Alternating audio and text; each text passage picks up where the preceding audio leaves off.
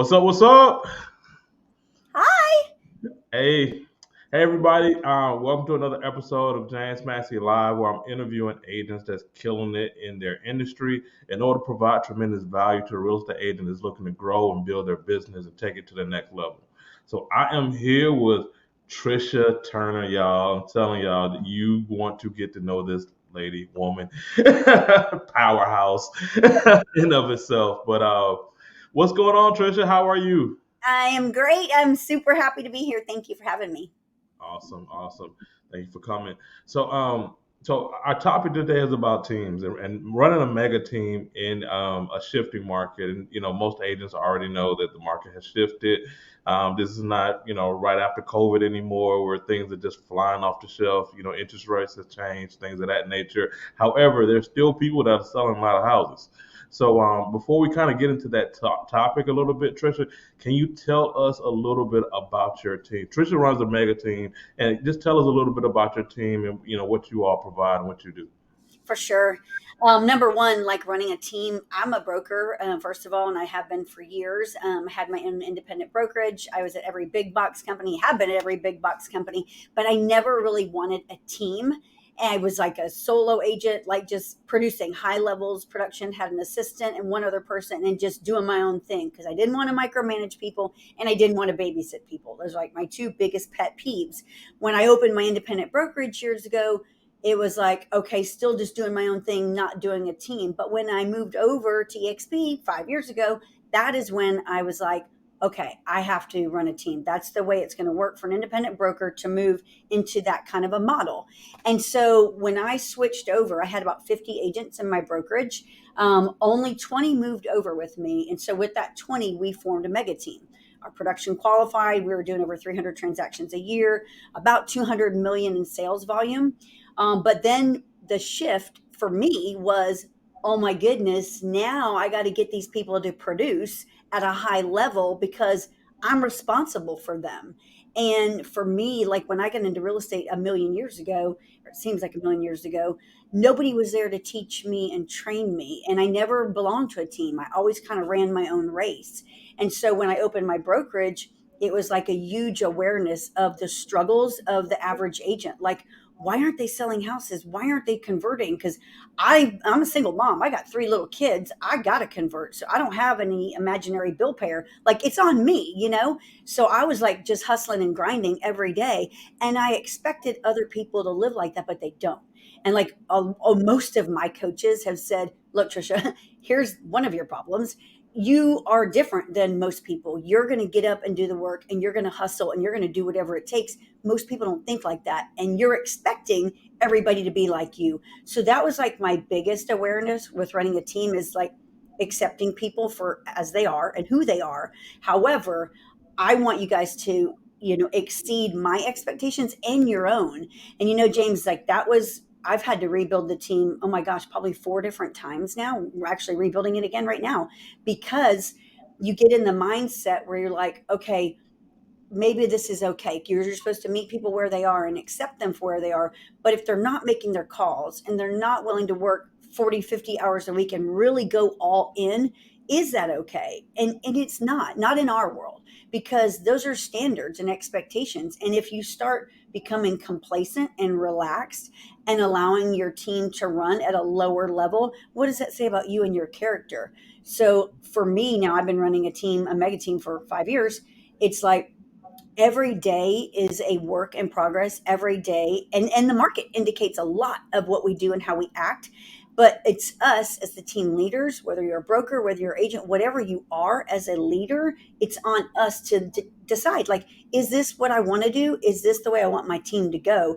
And so, James, every day I'm having to strengthen my mindset above all so that I can trickle down to them what needs to be done. And then, you know what, if they're not willing to come to the table with the right ingredients, then maybe we're not a good fit for each other. Yeah, yeah. I mean, you said a whole lot in that. I mean, just but I mean, I think the biggest takeaway was just like you're responsible for other people, right? I mean, it's a higher level of accountability for not only for that individual, but you as a team leader, because like you're trying to take them on a journey. And I'm, it's, let me ask you this question here. Like, what are some of, like, I mean, the qualifications, or did you have any qualifications when you were bringing people on and putting them on your team? So when we had just the independent brokerage, we were running like a solo operation, didn't really have expectations. Yep. Anybody could join the company, do produce whatever you want. So I took that same mindset when we first started the team. Like, it's okay to not make your calls. It's okay if you only sell 4 homes a year. But that's not okay, because when you look at the end in your P&L statement, you're like, holy crap, if I take my production, because I'm still in production. So if I take my production out, like, what is our team actually producing? And then you have to get like really crystal clear. If this is what our team is producing, is that sustainable? Does that pay our bills? Does that pay the cost of running the company? And what if one team member leaves, or what if that top producer leaves the team? Because they tell you the average time someone's on your team is 3 to 5 years. That's why you're always supposed to be adding to your team. And for me, it's like a constant churn because I am still in production. But at the end of the day, and John Kitchens tells us this, it's, what do you want your perfect life to look like? Like, if you want to be on listing appointments and you're 60, 70, 80 years old, okay, fine, if that's what you want. But if that's not what you want, and you want to be running a business and not just have a job, then what do you have to do? And let's reverse engineer that. So if getting out of production is one of those things as a team leader, how do you do that? Well, you can only do that when your agents are going to produce that which you produce and more, so that you can continue to run the company at a high level and grow the company. So for me, it's been like a constant change. Like, this is not acceptable, because I'm like a people pleaser, and I want everyone to be happy, and I'm a Pisces, I'm a zodiac. And so the zodiac sign of a Pisces says, you'll wear the weight of the world on your shoulders. You'll make your world harder so that other people's worlds are easier. And unfortunately, I do that. And I do that with our team. And it's like, hold on a second. I can't continue to go on all of these appointments so that you guys can go and have a good life. That's not the right aspect, and that's not the right train of thought. And so for me, it's a constant work. In fact, we just revamped our team. I wouldn't say expectations, but what not what is required, but this is what it looks like to be on our team.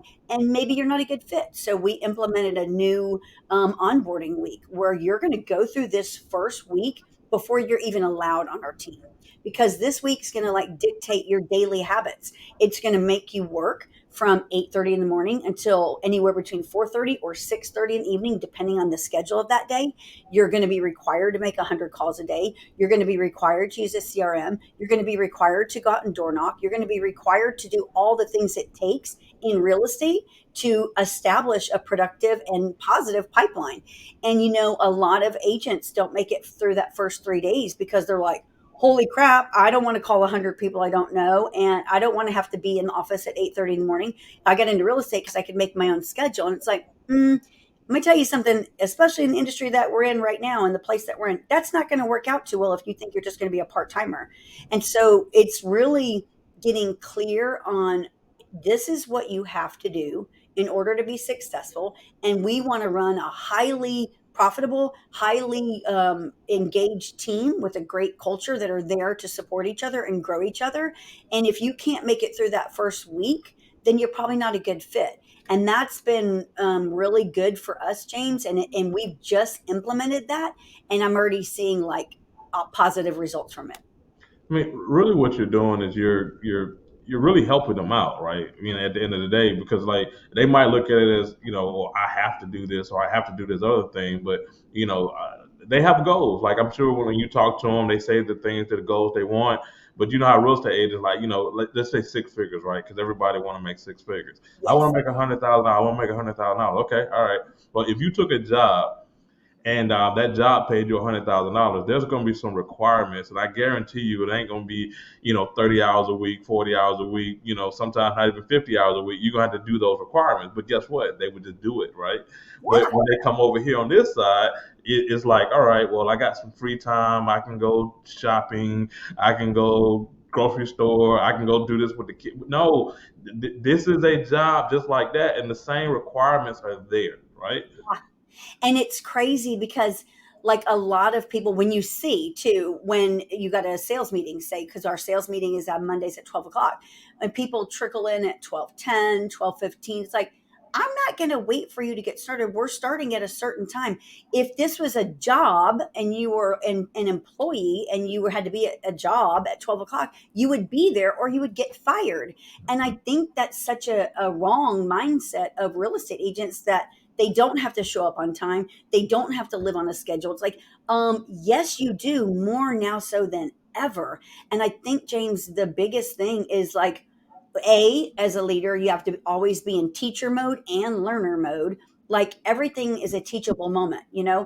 Just this morning, I was with two of our agents and I was listening to their conversation, and they had gotten up later than they had planned on. So it kind of made them running behind, right, for their appointments and their schedule. And I'm just kind of observing the conversation and I'm listening to the tone, and they're disappointed in themselves. And I was sitting there thinking, you know what, you were supposed to be somewhere at 8:30 and you're now going to be late or going to have to reschedule because you chose to not get up on time. And it's those choices that we make. They tell you, if you win the morning, you win the day. And that's so, oh my gosh, critical, which is why I've implemented this morning routine I've had forever. Man, I mean, there's a saying they say, how you do one thing is how you do all things.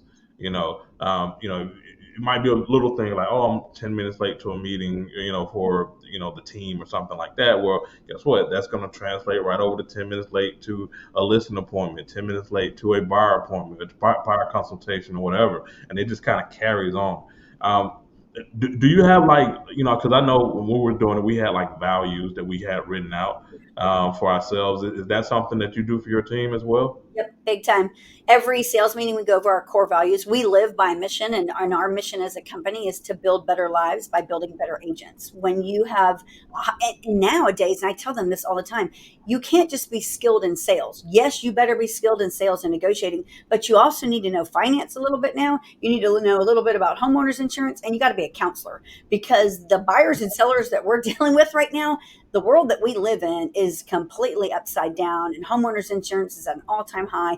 Taxes are higher, home values are up, appreciation is like up and down in some areas, interest rates are higher. So you really got to be able to put all these pieces together and steer this ship and be able to keep them, your buyers and sellers, on a level playing ground, because they're emotional. And so when we look at like our core values, it's the acronym CARES. So our number one core value is coachable. A is for accountable. R is for relentless.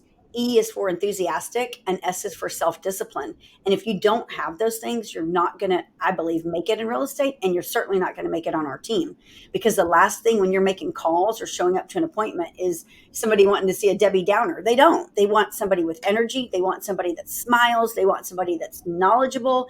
They want that person that brings them everything to the table. And then self discipline is like a huge one, because, again, like you just said, you show up late or you get up late because of a choice you made. It sets your whole day, like you're running behind all day long. That's self-disciplined. They tell you that the average, and not even the average, almost all successful people, the people in that 1% bracket, they spend at least 10% of their income on self-development, at least. And that's going to conferences, that's spending money on books, that's spending money on coaching, that's spending money on being part of a mastermind. And people don't think like that. And I think more so than ever in the industry that we're in right now, where so many people are in this like scarcity mindset, those are the first things they start removing. I'm going to drop my coach. I'm not going to go to this mastermind. I'm not going to go to this conference. And it's like, you need to be around these people and get that stuff in your brain now more than ever. And it's hard, James. Yeah, yeah. It's funny that you said that, because like I'm changing how I eat, changing my workouts and things of that nature. And what it hit me was like, man, like I spend, if it's a lead generation, I'll spend whatever money for lead generation. I'm gonna be able to return on this or return on that. An asset or something like that that comes out there, a house or whatever. The biggest asset is me. I am the biggest asset. So like you said, spending money for self development, all that stuff, like that's how things change. You don't change it like on the outside. You change it on the inside first, and the inside becomes the outside, basically because your mindset changed. So Is, and I think so many people, I always say you got to pay attention to who you're paying attention to. You have to lead. And a lot of people ask me, they're like, this team, you talk about running this team, and it's stressful, and it is, and you grow weary. And somebody asked me 2 days ago, they said, did you see yourself still doing this team, still building this team, and what could you or would you be doing differently? And I said, there's a lot of days that I get up and I'm like, oh my gosh, I don't feel like doing this team thing anymore. It'd be so much simpler if I did A, B, and C. But you know what? If I elected to not do this anymore, then where do they go? Because there's not a lot of people out there, especially now, that really care about the agent and cares about their life and really wants to show them how to do it. And the hardest part for me is like I'm telling them, this is what I'm showing you every single day. This is what you have to do. This is what you have to say. This is your schedule. This is how you have to do it. And if you do these things, you will be successful.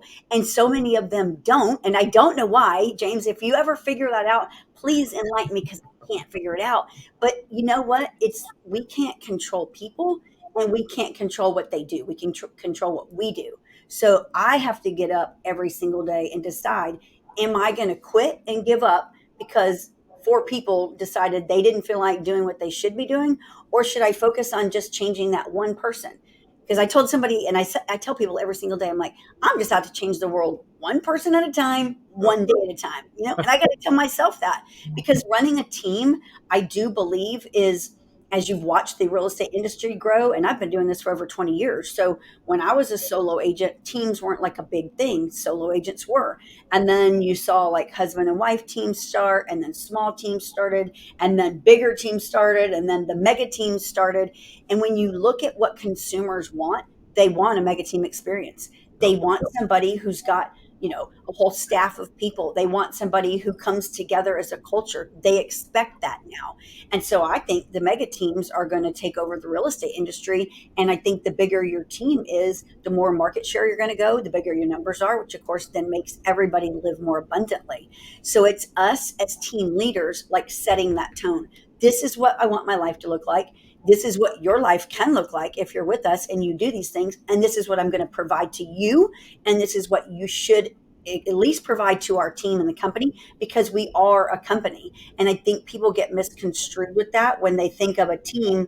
They're like, it's just me, but it's not. Like, we're better together. We're one. Just like you and I, it's like we collaborate. You're in a whole different market, in a whole different city and state, but I love you and you're a friend of mine and we'll always be friends and we help each other grow. And I think that's the way we should be. Man, you're spot on with that. I do it like what were like your meetings like as far as like when you're meeting with your team members? Because the whole thing is like like you're giving them stuff to coach them up, Yeah. but what level of accountability? I know you kind of touched on it a little bit, but what kind of accountability are you holding their hand through every deal, every situation? Like what does it look like if I'm on the Tricia Turner team? So we meet every Monday. We do a sales meeting. We have what we call Monday Madness, where they're in our training center, expected to be in the training center from 9 a.m. to at least 4 p.m. that day.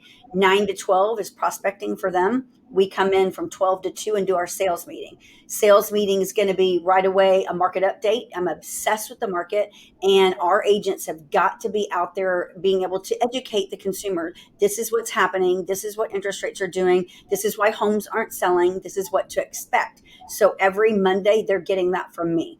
And it sometimes is grim and sometimes it's not pleasant, but these are the facts because I need you to go out there and regurgitate everything I just said to you. And every Monday they get that update. So at least I know that week, if they're not paying attention to anything out there that they should be, they are at least listening to me on Mondays. And then we'll go from there into numbers like, where are you at with your calls? Where are you at with your leads? What happened at this appointment? What didn't happen at this appointment? How was your open house? Did you door knock? How did you do this? Like we're going around the room and everybody's got a say in it and we're touching that. We have a lender moment, of course. What is the interest rates? What are the interest rates doing right now? And we'll do this anywhere from 1 to 2 hours, depending on the time of the month. First of the month, we kind of really like to go into kind of the hot seat, like calling each agent out, where are you at with this lead? Where are you at? Because we've got a lot of leads that come in. And so we set appointments. We've got callers that make appointments for our agents. And so we're looking at the money that's going out. And hello, you were given, 15 leads last week and half of them were sellers. Where are we at with that? Why do I only see one listing coming up? Why do I only see one appointment? And it's that kind of stuff. Like, I'm going to call you out because You need to be, because we aren't going to grow unless we're doing the things that we need to do. And I, as a business owner, am not going to continue to feed you leads if you're not working them, because then I'm just throwing money in the toilet. So that's every Monday. And I'm out there with them all day long on Mondays. So I block out my entire day on Mondays. I'm not going on appointments. I'm not going anywhere. I'm with them all day. I'm answering calls with them. I'm listening to them making calls. And what's really cool, James, and I would encourage any team leader to do this. In fact, we just did it last week for the first time, and it was eye opening. We did what we called a round table, where we had every agent that was present, not on Zoom, in person, sitting in our tables in our training center, are set up like those big rounds. So there's 8 people that each table will hold. So we call it round table, and they sit around until every table's full, and they're making calls, live calls, one at a time, on speaker. Everyone's listening. So I'm on a call. It could be a cold call, could be a hot lead, warm lead. It's no follow-ups. Like, I don't want you using this time for your follow-ups. Because those can turn into long calls. These are calls that we got momentum. This is a rhythm. And so I'm going to get on a call. I'm calling these hot leads first, then warm, and then we're going to go into colds. So if I'm calling my hot leads, I'm sitting at a table with 7 of my peers and who else is in the other tables, and everyone is listening. They're listening to me maybe fumble that call, or listening to me have a great call. While I'm on the call, they're to be texting and emailing quietly, of course, because it's quiet in the room. And it was super cool because, number one, I'm standing there and I'm listening to the calls too. And the moment they're off that call, because it's call, number two, that's how you do it. Call, like call once, double tap, call again if they don't answer. If they don't answer the second time, voicemail, then text. A lot of times those turn into conversations. So I'm standing right there and I'm listening. I'm hearing how the call went, and immediately I'm helping. Here's what you should have said. When they said that, you should have said that. When they asked that, you should have said that. And it's like immediate coaching.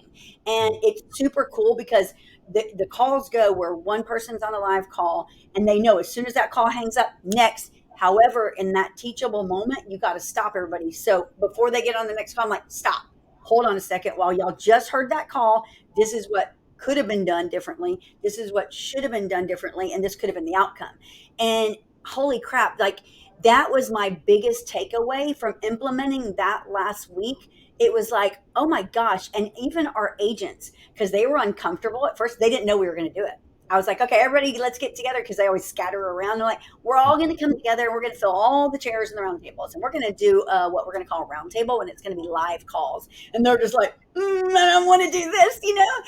And when we got done by 4 o'clock that day, I was like, what'd y'all think about that live call session? Because we did it for 2 hours, and they all loved it. Number one, they learned, they listened to each other, because you kind of always think, I suck on the phone and, Jonathan's better than me. But you heard Jonathan fumble a call, or you heard him like totally screw that call up and got hung up on. And so, number one, it's very humbling. And number two, everyone is in learner mode, because you want to hear how people are making those calls. And everyone is uncomfortable because they don't want to make those calls, especially in front of me and their entire company. So anyone that's listening to this, if you're a team leader, they tell you, and this is a sad thing, and I'm going to go on a rant, but I won't. There's a lot of team leaders, I feel, that they start a team, they get the team to where it's running and it's got some momentum, and then they step away and they kind of expect the same results for this team to run on autopilot, and they don't.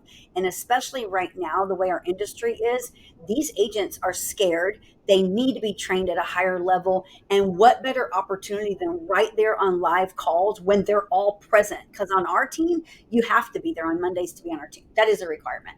And so we're in there from 9 to 4 together all day long. And that was super cool. And I would encourage everyone to do that. And outside of our Monday 9 to 4 rhythm, we're on a Zoom every day, Tuesday, Wednesday, Thursday, and Friday. It's not mandatory, but it's highly encouraged, of course. Tuesdays are what we call Got a Minute. So anything you need, we're on the Zoom at 2 o'clock in the afternoon Central Time. Usually Paul and I are both there, my COO. We're there to handle whatever questions you need, concerns, contracts, whatever it's going to be. On Wednesday, we do a winner's circle in the morning at 8:45, all Zoom. Expected to be on the call, of course. This is how we win the day. And then again, Wednesday at 2 o'clock, we're doing scripts and role play for an hour on Zoom. Everyone's highly encouraged to be there. Thursdays at 2 o'clock, it's another Q&A. What do you need? And then Fridays at 2 o'clock, it's technology for an hour. So We have something Monday, Wednesday, and Friday about education and training. Tuesdays and Thursdays are up to you. Show up or don't. It's up to you. But I have found, is it time consuming? Yes. But it produces results, and our team knows that we're there for them, and they're skilled and they're trained, and that's my job. Man, I mean, if you're listening to their phone calls and correcting them on the spot, that is huge. It That works. that that is huge. I wanted to do some stuff like that when I was running my team, and I think we tried a couple of times, and then people didn't really like it as much, and then I kind of chickened out. But I mean, it takes somebody just to be a bull and just make it happen. It sounds like that's what's going on right now, and it's working out for you. Because it's our job, James. Because, I mean, if you got into real estate, number one, you can make the most amount of money in real estate if you just do the work. You can make the same money as doctors and lawyers and athletes, and you can be your own boss and live a great life and change the world. But you have to do the work. You're going to be required to do the work. It's not going to come easy. It is hard. And if you chose this as your profession and your career, and this is how you're going to take care of your family, then show up and do the work and be part of somebody that's going to push you and make you uncomfortable, but also be there holding your hand, be like, hey, that was a good call. You could have said this, and then she would have said that. And, for me, I get fulfillment out of that. I don't mind blocking off my entire Monday. And sometimes I look at my calendar and I'm like, dang, that like shortens like the appointments I can go on to do the things that I need to do. But it's a sacrifice, because if I said I was going to do this and I said I was going to be here for you guys, and I do believe that I am the best person to help you, then shame on me if I don't show up. But then also, I mean, it's one of those things. Like, once you set an agent loose, like when they get it, I mean, they'll never lose it again. Like if they understand how to deal with on the phones, like most people, their whole issue is converting. Like a lot of agents are like, it's the leads. I need more leads. I need better leads. It ain't the freaking leads. It's the conversion of those leads. So what you're doing is you're teaching them what I feel is the most important skill in real estate. Conversations. Yep, that's what it is. Conversations, James. Oh my gosh, that's what we have to do. The more people, Grant Cardone says it, the more contacts you have, the more contracts you'll write. Love it. Love it. Well, look, man, it's been an honor, and I know so many people got so much out of this. I know I did. If you should have been taking notes, from Tricia on this right here.